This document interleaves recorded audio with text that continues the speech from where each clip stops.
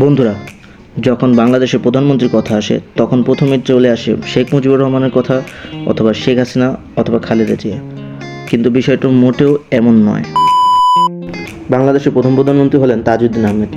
17 April 1971 সালে তিনি ক্ষমতা পান। 270 দিন তিনি স্থায়িত্ব ছিলেন। আর দ্বিতীয়তে রয়েছে শেখ মুজিবুর রহমান। তিনি 12 জানুয়ারি 1972 সালে ক্ষমতা পান এবং তার স্থায়িত্বকাল হল 3 বছর 13 দিন। এরপর ধারাবাহিকভাবে রয়েছে মোহাম্মদ মনসুর আলী, যিনি 1975 সালের 25 জানুয়ারিতে ক্ষমতা পান।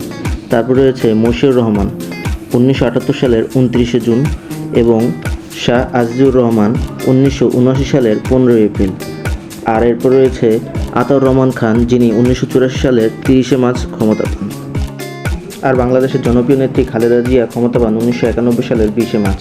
আর শেখ হাসিনা ক্ষমতা পান 1996 সালের 23 জুন। লাইক, কমেন্ট, শেয়ার করে পাশে থাকুন।